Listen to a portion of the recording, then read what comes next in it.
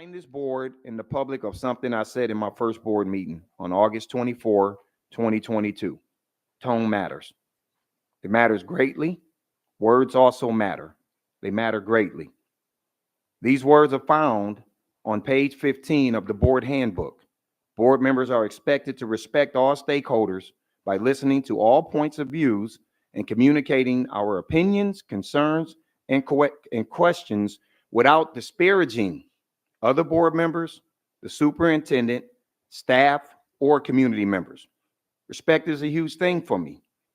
I think everyone knows that by now.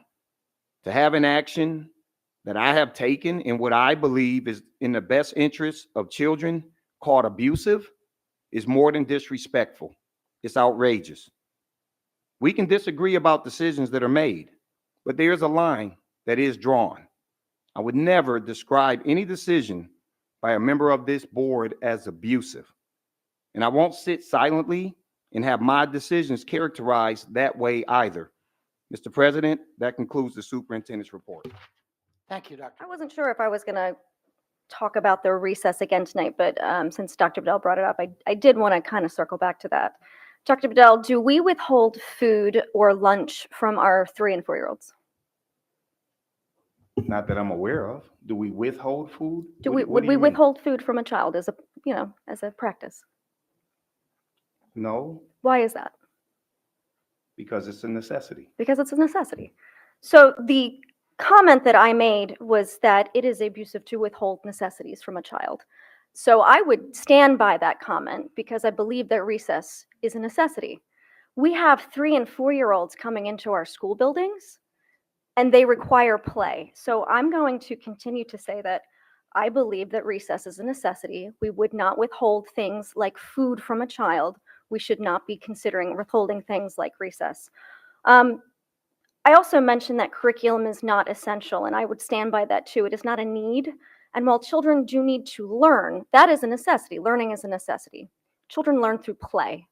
And I think that any system that has 85,000 children should never forget that. And while tone does matter, I am being respectful in my tone, but I am allowed to disagree with you. You are allowed to disagree with me. To use the word abuse, quite frankly, is completely inappropriate. And what it does, it touches people who've actually experienced abuse in other ways that has nothing to do with a superintendent making a decision that children, we want to make sure that we're able to get through a curriculum where children still have time to play. Children still have opportunities to have break. They're not sitting down, as you referred to, 6 hours and not have an opportunity to have movement and to engage. And we're talking about 12 early release days so we can get through a curriculum, because you as a board member are one of the main people weaponizing and jumping on us about our data. I'm trying to do something about it, and now that's a problem.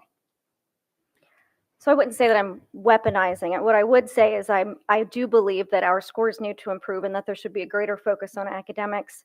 Since you brought that up, I would also just like to point out that during our 6-hour, 2-hour release days, there were some lessons about identity, and there were some lessons about what this particular slide that I found, what is identity? This is a kindergarten class, by the way. Identity is what makes you who you are, the way you think about yourselves and the characteristics that define you. I don't see how that adds to our curriculum, to our reading, our writing, or arithmetic. I would say if you wanted to cut some of our classes or our class time, that would be a great place to start. Thank you.